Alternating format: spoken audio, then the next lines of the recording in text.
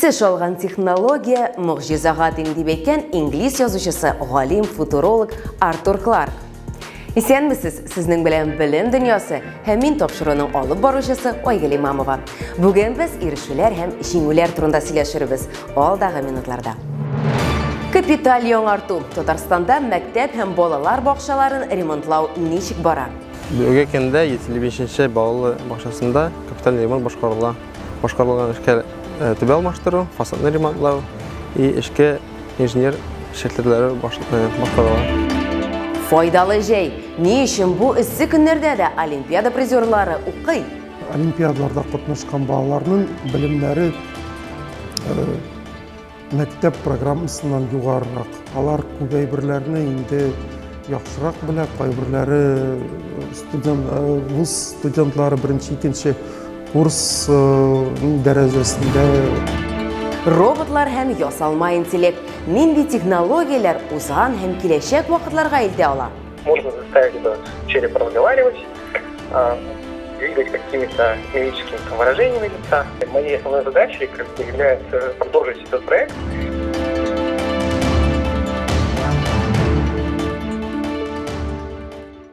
Татарстанда быел 22 балалар бакчасы капиталь яңартылачак. Аларның берсе Казанның тарихи үзәгендә орнашканы реставрацияләнә. Эшләрнең 70% инде башкарылган. Барлык балалар бакчаларында да комплекслы капиталь ремонт үткәрелә. Балалар бакчаларының бер өлеше исә ул ремонтларны инде кабул итүгә әзерләнә. Яршалының 26-нчы балалар бакчасында һәм Азнакайның Әкият балалар бакчасында төзүчеләр эшләрен төгәлләгәннәр. Күпчелек объектлар сентябрь аеннан ноябрьгә кадәр файдалануга тапшырылачак. Үткән программаларда мәктәпләрне капиталь ремонтлау турында сөйләгән идек. 118 мәктәп яңартылачак. Мәктәп азык-төлек блокларына капиталь ремонт ясау темасына да кагылган идек. Быел 167 мәктәптә яңа ашау заллары барлыкка киләчәк. Моннан тыш техникумнарның 4 тулай торагы һәм 6 ресурс үзәге ремонтланачак. Мәгариф өлкәсе оешмаларында масштаблы эшләр, шулай Казанның бер балалар бакчасында капиталь ремонт барышы турында Руслан Хөснетдинов сөйләр.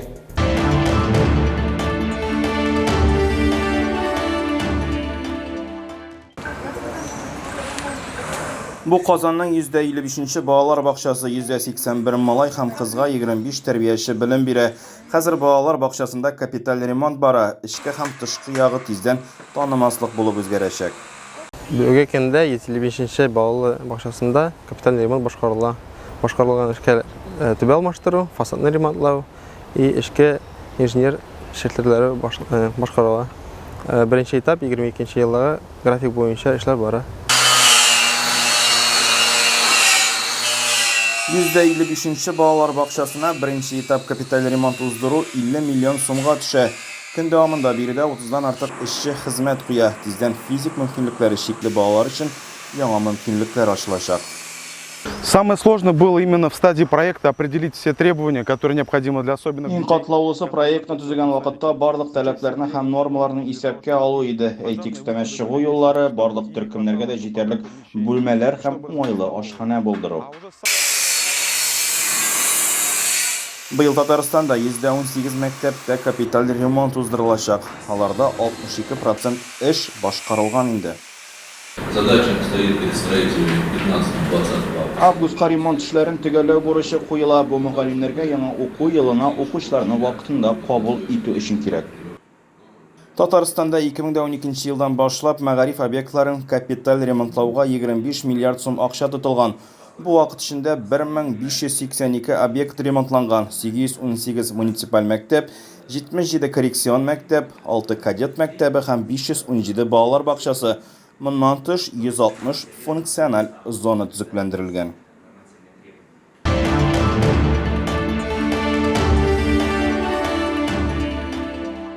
Татарстанда биология һәм физика буенча күп фәнле алан җәйге мәктәбе тәмамланды. Ул Республика Олимпиада үзәгенең дуслык, сәламәтләндерү, белем бирү комплексы базасында узды. Сменада катнашучылар республика һәм бөтен Россия олимпиадалары призерлары һәм җиңүчеләре. Алан мәктәбендә 26 муниципаль районнан, шулай ук Яршалы һәм Казан шәһәрләреннән килгән балалар ял итте һәм укыды. Мәктәптә катнашучылар өчен дәресләрне Казан Федераль университетының әйдә баручы укытучылары, шулай ук Мәскәү югары уку йортлары вәкилләре үткәрде. Практика Казан Федераль университетының уку аудиторияләрендә дә узды. Эльвира Зинатуллина шуларны барысын күреп кайтты.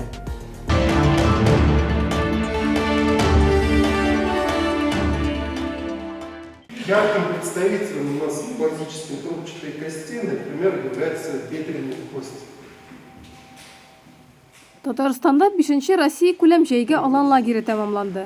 Биология һәм физика өлкәсендә олимпиадада катнашучыларны әзерләүгә юнәлтелгән әлеге чара 5-22 июль дәвамында уздырылды. Лагерь ел сайын илкүләм олимпиадаларда җиңүле урыннар алган балаларны җыя. Җәйге мәктәптә белем алу кысаларында укучылар олимпиадаларда бирелә торган биремнәрне чишү усулларын өйрәнәләр. Белемнәрен киңәйтергә укучыларга Мәскәү дәүләт медицина университеты студентлары һәм Казан Федераль университетының фундаменталь биология һәм медицина институты галимнәре ярдәм итә. Олимпиадаға әзерләгәндә аларга биологияның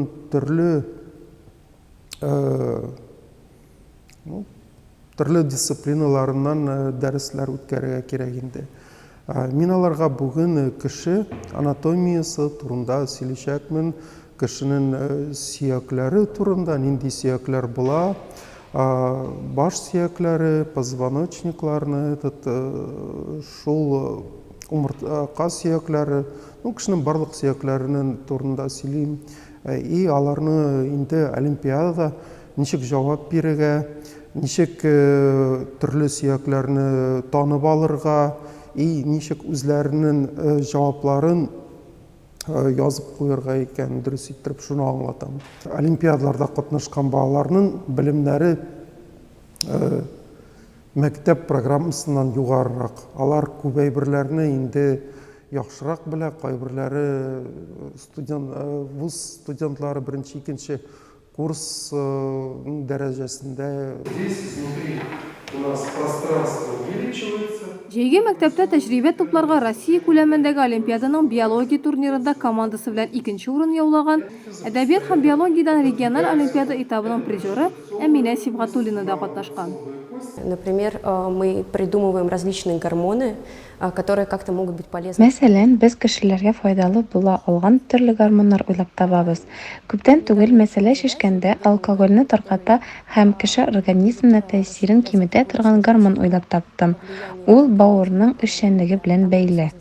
Еще одна особенность трубчатой кости, когда мы поварим трубчатую кость, то мы представляем сечение, что это будет у нас что-то похожее на... Балаларның җәйге мәктәптә катнашулары белем алуга гына кайтып калмый әлбәттә. Аларга шулай ук көндәлек спорт һәм күңел ачу чаралары тәкъдим ителә. Укучылар үзләре футбол, баскетбол, теннис һәм башка турнирларда сыный алалар. Әдәби, музыкаль кичәләрдә катнашалар. Уку программасы Казан Свияжска экскурсияләр белән дә баетылган.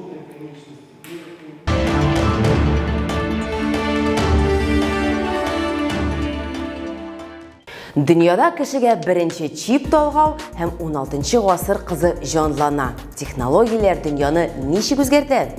Бу хакта алга таба Нияз Рахман аның кызыклы тәнәфес рубрикасы фән һәм мәгариф дөньясыннан иң уникаль яңалыклар.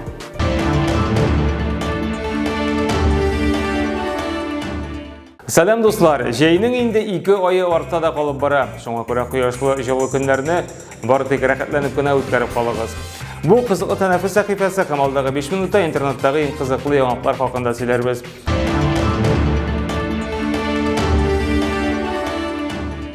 19-нчы гасырдагы кызга жанры буламы? Благовещенск шәһәрендә яшәүче бер программист егет әнә шундый гаҗәеп эш башкара. Сүз Роман Александров хакында. Ул археологлар тапкан 25 яшьлек монголлар расасыннан булган кызга компьютер ярдәмендә жанры. Егет аның битен булдыра, кыз исә авызларын кабарта, чәйни ала икән. Романның максаты хәзер үз белгәннәрен яшь буын вәкилләренә тапшыру, аларны өйрәтү. Аның фикеренчә, киләчәктә нәкъ менә шушы нейросеткаларда уңышлар. Вариант работы позволяет нам в дальнейшем как-то с цифровой копией, двойником получается, этого человека как-то взаимодействовать. То есть технологиями, допустим, Unreal Engine, то есть нейронной сети, можно заставить этот череп разговаривать, двигать какими-то мимическими выражениями лица. Моей основной задачей является продолжить этот проект, придать, по крайней мере, хоть немножко так картинку дальнейшей реконструкции, немножко, может быть, короткометражный фильм какой-нибудь, сделать, не снять, а сделать, поскольку виртуальными технологиями это можно будет думать и слепить.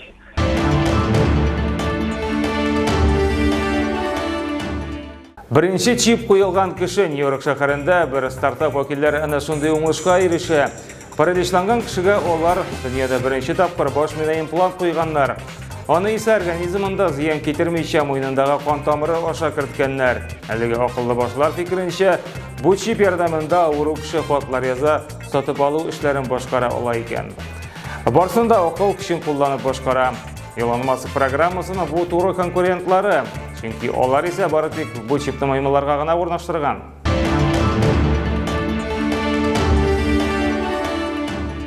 Көндәшлекне яратмаучы робот Мәскәүдә шахмат турнирында булган хәл күпләрне шаккаттыра. Шунда ки, монда бер робот бер юлы беренче кеше белән уйный ала икән. Тик менә 7 яшьлек малай белән матч аздан гына фаҗига белән тамамланмый. Шунда ки, робот йөри малайның фигурасын ашый, ләкин малай шунда ук тиз арада йөреп җавап кайтара. Бу роботка ошамый, ул малайның бармагын эләктереп ала икән. Ярдәмгә ташланган халык аны тиз арада тартып чыгаралар. Кызганыч малайның бармагысына. Хәзер бу ачылу роботны нишләтерләр, әлегә анысы билгесез, йоклатырга да мөмкиннәр.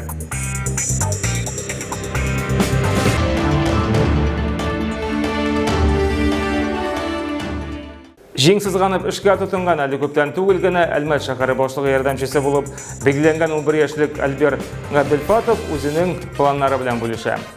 Хәтерләсәгез, аны Рөстәм Миңнеханов район башлыгы Тимур Даманов белән туры эфир вакытында билгеләгән иде. Малай соңгы 4 ел эчендә пластик бутылкаларның шешәләрен җыю белән шөгыльләнә икән. Бу эштән әнисе дә булыша. Киләчәктә Альбер чүпне аерым җыю проектын тормышка ашырырга җыена. Аннары батареялар һәм лампочкаларда. Уңышларыңа. Ежегодно около 9,5 тонн пластмассы попадает в мировой океан, создавая мусорные острова, и 100 миллионов тонн пластмассы попадает в окружающую среду. Мы начали искать в интернете, куда их можно деть. Наткнулись на благотворительный фонд «Добрые крышечки». И начали сдавать туда крышки. Начал заинтересовывать знакомых, друзей в школе. Мы собираем. Мы уже, конечно, в школу сдали, а это вот за лето вот то, что мы собирали, начали. А сколько примерно это вот здесь его друг собирал. Его друг сдал. Я не знаю, картофельный мешок 10 килограмм получилось.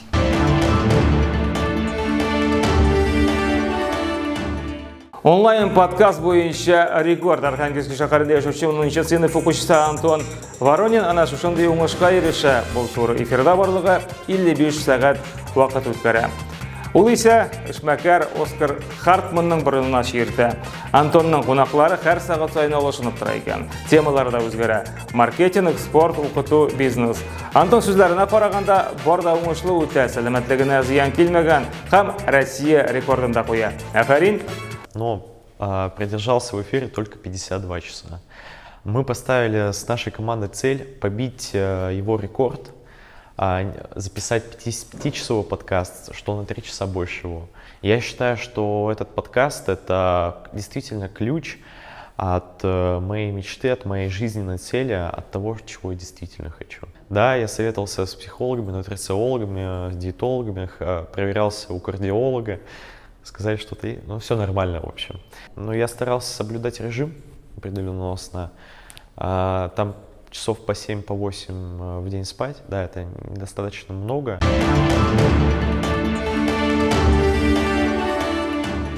Бу атнада интернеттан ясалып килгән яңалыклар менә шулар иде.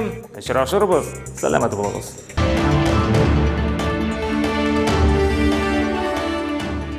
Социаль челтәрләрдәге безнең аккаунтларга язылыгыз, кызыклы мәгълүмат белән уртаклашыгыз һәм безнең программаларны шәрехләгез. Белем алу гына җитми, аларны куллана белергә дә кирәк, дип раслый алман язучысы, фикер иясе, философ Иоганн Вольфганг Гёте. Бер атнадан соң очрашырбыз. Сау булыгыз.